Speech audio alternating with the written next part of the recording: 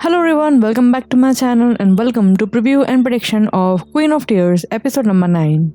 तो guys 7th episode में हम हेइन और योनवू के लिए बहुत ज्यादा सैड फील कर रहे थे और कुछ सीन तो ऐसे थे जिसने हमारे एक्सपेक्टेशन को क्रॉस किया है, इतने ज्यादा इमोशनल लगे मुझे। पहली चीज तो I would like to openly appreciate episode number 7 के बिगनिंग में ये वाला सीन जब हेइन योनवू से आंसर मांगती है कि जवाब दे और क्लैरिफिकेशन दे कि क्या चल रहा है, और योनवू के पास जवाब देने के लिए कुछ नहीं होता है because he was the only one जिसने मल्टीपल फैक्ट्स को हेइन से हाइड किया था। तो वी ऑल के ड्रामा फैंस और वंडरिंग कि योनवू अब क्या जवाब देगा, इस सिचुएशन में क्या रिप्लाई करेगा हेइन को ताकि कुछ मामला ठंडा हो पाए। और योनवू विद टीयरी आईज कुछ नहीं बोल पाता और वो फर्स्ट चीज हेइन को ये बोलता है कि जब वो यहाँ आ रहा था उसे ब्रिज पे उसका और उसका लव लॉक मिला, अभी तक वही है वो। तो ये सीन के बाद जब दोनों की आंखें फुल ऑफ टीयरी हो जाती है, this scene was everything for me. मतलब अगर वो कुछ क्लैरिफिकेशन देता वो तो सैड होता ही, बट वो कोई क्लैरिफिकेशन ही नहीं दे पाया, ये सबसे ज्यादा सैड लगा मुझे।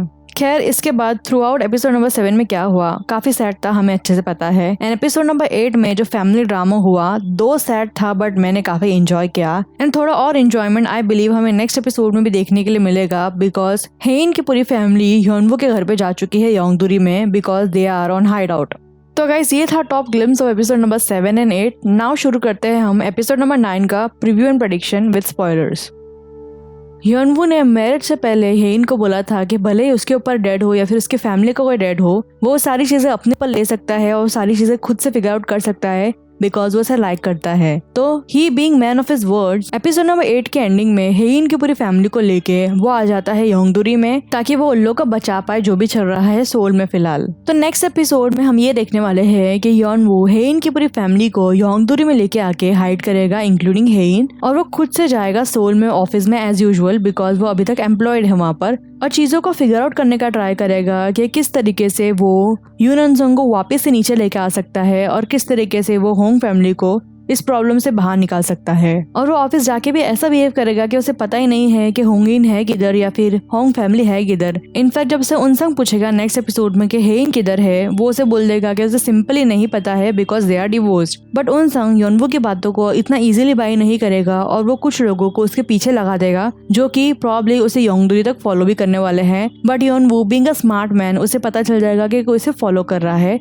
जब वो घर रिटर्न जा रहा होगा। उसके साथ ही साथ हम देखेंगे कि उनसंग को ऑलरेडी आइडिया है कि प्रॉब्ली हेइन को कैंसर है, तो सारी इन्फॉर्मेशन कलेक्ट करके वो हेइन के डॉक्टर के पास जाएगा, उसे धमका के सारी इन्फॉर्मेशन हेइन की जो भी है हेल्थ की वो निकाल के ले लेगा और उसे ये बात भी पता चल जाएगी कि हेइन की हालत बहुत खराब है, she can pass away any time. तो ये सुनने के बाद उनसंग का रिएक्शन क्या होगा it is very hard to predict because मुझे ऐसा लगता है कि भले ही उसकी होंगे की फैमिली के वेल्थ के ऊपर नजर थी बट वो जेन्युइनली हेइन को लाइक करता है और हेइन उसे लाइक नहीं करती है, इसीलिए ये चीज उसके ईगो पे आती है और ये वन ऑफ द रीजन में से भी एक है कि वो इतना इवलिश है। खैर इसके अलावा नेक्स्ट एपिसोड में हम ये देखेंगे कि होंग फैमिली जो कि काफी रिच और हाई फाई फैमिली है वो योंगदुरी जैसी छोटी जगह में अपने आप को एडजस्ट करेगी because they have to stay there to hide themself. तो इसी सब चीजों के चक्कर में हम देखेंगे कि थोड़ी बहुत जो है होंग फैमिली और योनवू के फैमिली में बॉन्डिंग से क्रिएट हो जाएगी मल्टीपल लोगों के बीच में। बट ये सब चीजें छोड़ के एक हाईलाइट हमें नेक्स्ट एपिसोड में देखने के लिए मिलने वाली है, वो ये है कि मुझे लग रहा है कि आंट बॉम्जा का अफेयर होने वाला है इस पर्सन के साथ। मैं तो बहुत एक्साइटेड हूँ भाई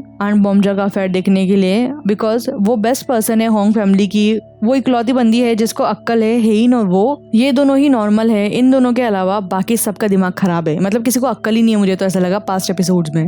तो मैं तो सुपर एक्साइटेड हूँ देखने के लिए कि किस तरीके से दोनों का लव जो है वो ब्लूम होगा। नाउ जब हम लव की बात कर ही रहे हैं तो कुछ लोगों के बीच में हम डेस्परेटली लवी डवी मोमेंट देखने के लिए वेट कर रहे हैं, वो है हेइन और योनवू। इन दोनों के बीच में मिसअंडरस्टैंडिंग खत्म होने का नाम ही नहीं ले रही है, बट मुझे लगता है कि ऑलरेडी हेइन को पता है कि योनवू इज इनोसेंट, तो वो इतना रूड या फिर इतना सार बिहेव नहीं करने वाली है योनवू के टुवर्ड्स। और तो और मुझे ऐसा लगता है कि हेइन के हार्ट में योनवू के लिए और ज्यादा सॉफ्ट स्पॉट क्रिएट हो जाएगा बिकॉज वो देखेगी योंगदुरी में कि किस तरीके से वो उसकी फैमिली की केयर कर रहा है और किस तरीके से वो उसकी केयर करता है एवरी टाइम। लास्टली एक मेन चीज डिस्कवर करने वाली है हेइन, वो है उसका आईपॉड जो वो स्कूल के टाइम पे यूज करती थी जो लॉस्ट हो गया था, और वो उसे योनवू के ड्रॉर से मिलेगा तो वो सारे डॉट्स को कनेक्ट कर पाएगी कि ये वही लड़का है जो उसको उसी स्कूल के लास्ट डे में मिला था। बट क्या नेक्स्ट एपिसोड इतना लाइट हार्टेड या फिर इतना फन नोट में होने वाला है? नहीं गाइस, हम एक मेन चीज भूल रहे हैं कि हेइन एक्सट्रीमली बीमार है and every now and then वो लॉस्ट हो जाती है। उसे पता भी नहीं चलता है कि वो कहाँ जा रही है या फिर कहाँ खड़ी है।